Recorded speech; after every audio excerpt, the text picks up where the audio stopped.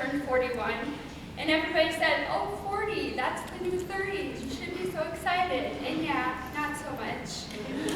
Reading glasses now, metabolism changing, so anyway. I always make a disclaimer when I get started, which drives my husband crazy. The disclaimer is actually two things. First of all, I have to take meds for the condition I'm going to talk about. And so one of the side effects of it is a dry mouth. So I have a beautiful water bottle up to help me with that. And I also have a really bad memory, which could be chalked up to motherhood as well as maybe some side effects. But so you'll have to excuse me if I get a really dry mouth. First of all, I just wanted to say thanks to Kim. It's been awesome, and I feel really inspired by some of the people that have been up here. Overwhelmed, wow, I have to speak when these people have been so good, but it's great. It's great to be here, and I really thank you for the opportunity to do this. So I actually have a Bible verse that I want to share with you, and it comes from Psalm 139.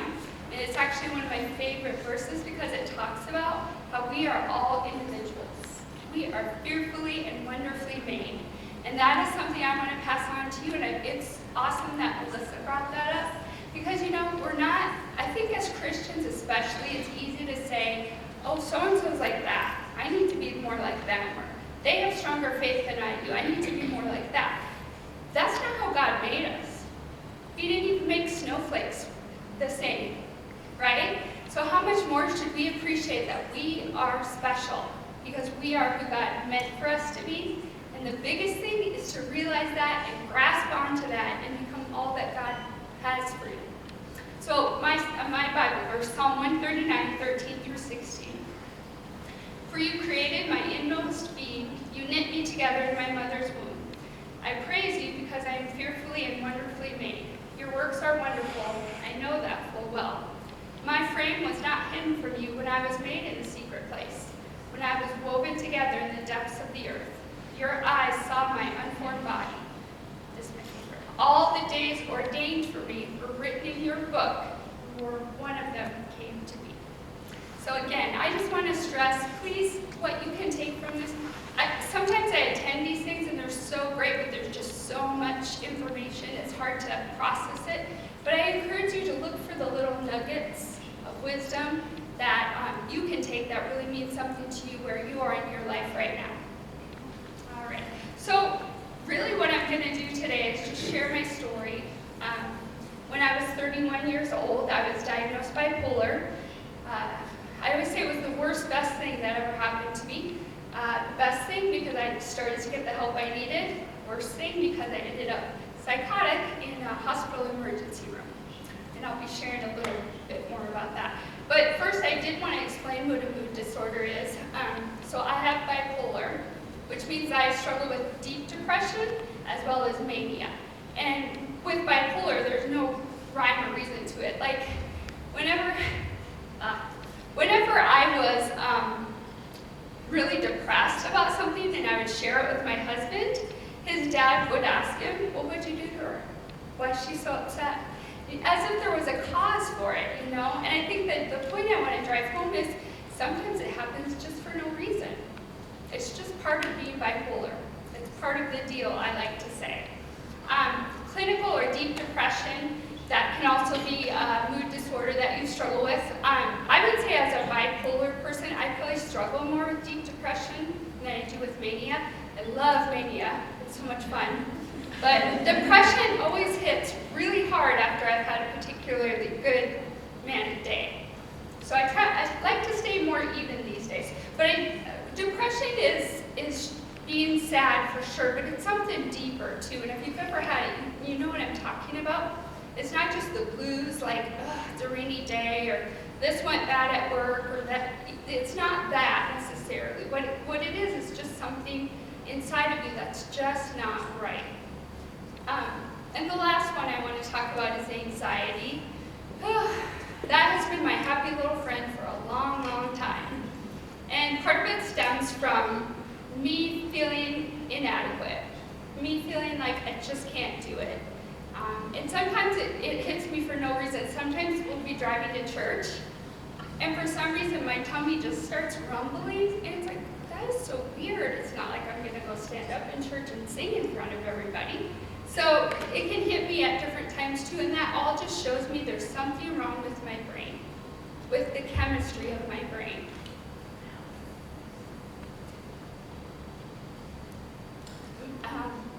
Realizing that has helped me be a lot more embracing of it, maybe. I'm not so afraid to take meds for it. Meds have changed my life. It's certainly not the only thing that works for it, but meds were a big part and still are a big part of it. So I'm actually writing my story these days. I'm basing it on a psalm, and it's called Pools of Blessing. And my biggest thing with wanting to tell my story is that I want to help educate people to know what a mood disorder is, as well as maybe even be an inspiration or give hope to somebody else who has it but doesn't know how to get help. So I love that opportunity to come here and do that, especially today. I feel very honored. All right, so growing up I was fairly normal. I struggled a little bit with shyness. I was pretty quiet, definitely an introvert, which is kind of ironic when you come up and speak. But I had a stable childhood. I really can't say that I had one thing or the other wrong. The thing that was wrong was what was going on inside of me. And my family, my dad especially, had this, it's not all bad, but he had this, if things are bad, pull yourself up by your bootstraps and just carry on. And so I think that mentality really got me to the place where I was afraid to take anything, even like for a headache. I think, I don't need that, I just need more faith and that headache will go away. It sounds silly, but that really was where I was as far as medicine goes. I think the one way I knew that I was having trouble as a kid was anxiety. I could get anxious over nothing, as I've shared before. But anxiety just kind of, even like going to a track meet, and I was a pretty decent runner, but just going and thinking about running around that track with all these people watching me freaked me out. To the point that I would get on the bus, we would go to the track meet, and as I was climbing down the stairs, I would think, oh, I can't wait to get back on this bus because it means I'm done performing and I don't have to, and I know I'm safe now. So anxiety kept me from enjoying a lot of things, which is unfortunate.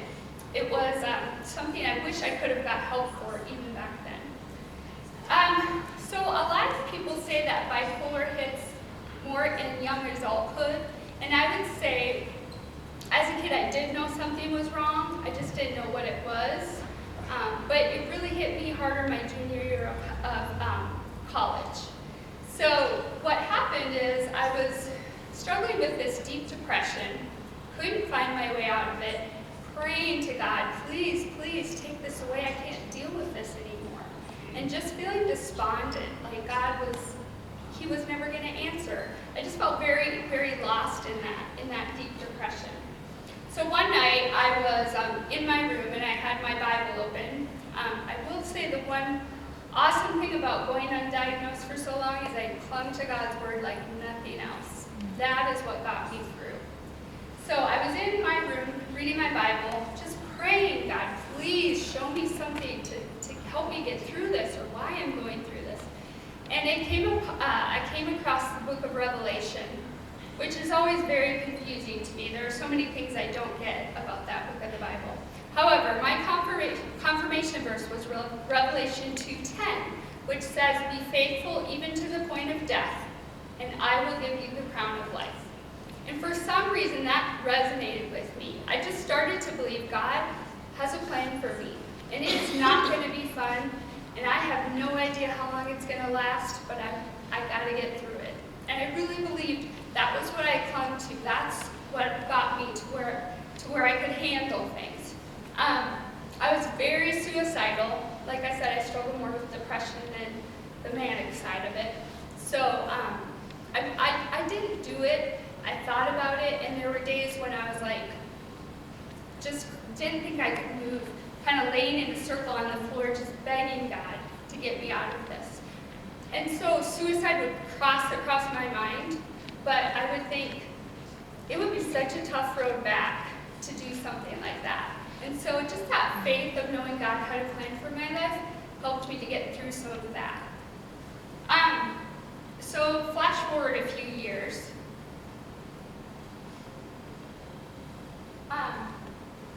I have a wonderful husband.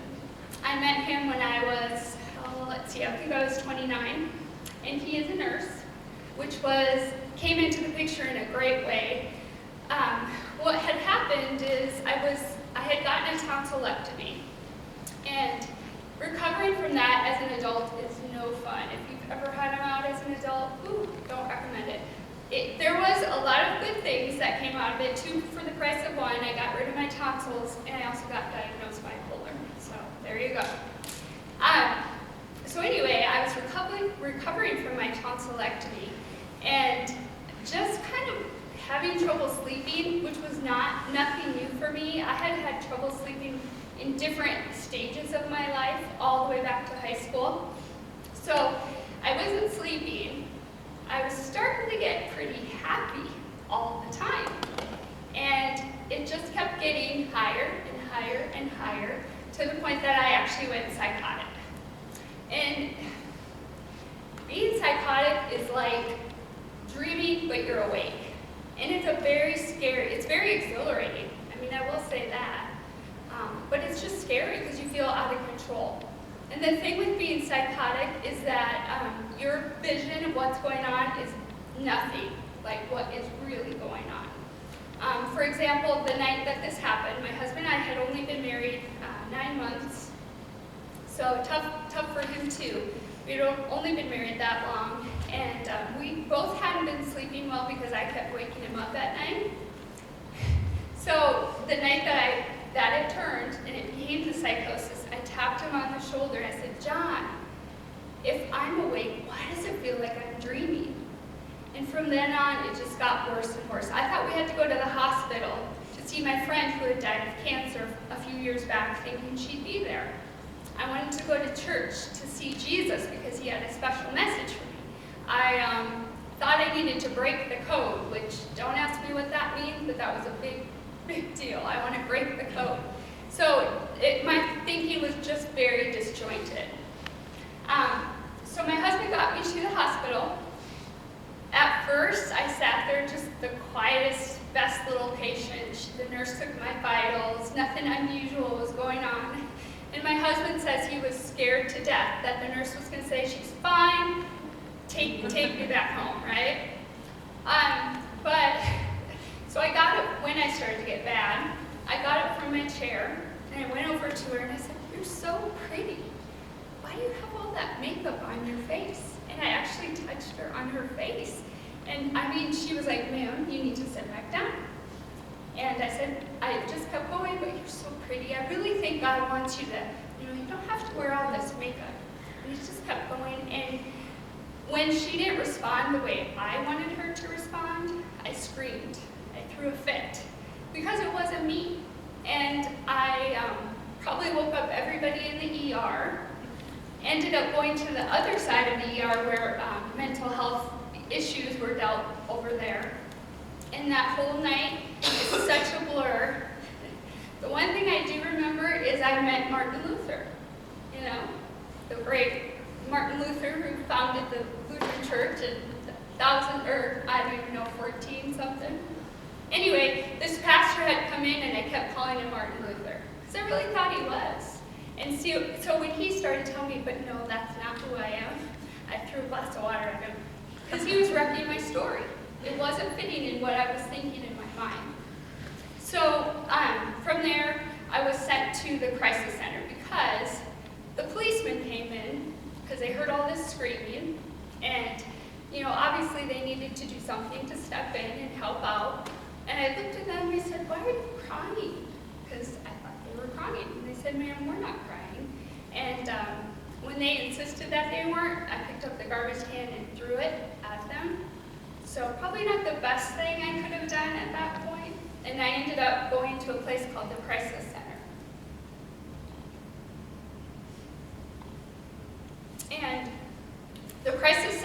actually attached to actually a building separate from the hospital where I was. This was here in Lincoln, down in Lincoln. The crisis center was an interesting place. It was the place where I started to come out of my psychosis because I was on the right meds. They were trying to bring me down. Again, disjointed thinking, nothing really was making sense. I remember two guys specifically. One guy kept talking to me about the code. He opened his Bible, showed me numbers in the back and said, hey, this is the code. This is what you need to figure out. And I was so close to just going back into that dream-like state. There was a part of me that held back, and I know it was God helping me to find my way out of this place where I was. So there was another man, though, an older gentleman. Don't know why he was in there. Patients didn't really talk to each other because, we were all kind of crazy, so we couldn't hold conversations. But he sang lots of hymns. And the one that he sang really well was Rock of Ages. Rock of Ages, cleft for me. It's a great old hymn, and I'd always thought of God as my rock. I had always thought God is always there for me. He's going to get me through. But at this point, so many of my dreams while I was psychotic centered around faith and going to church and breaking the code in the Bible that I felt very betrayed by God. I thought to myself, God, how can you use my faith against me?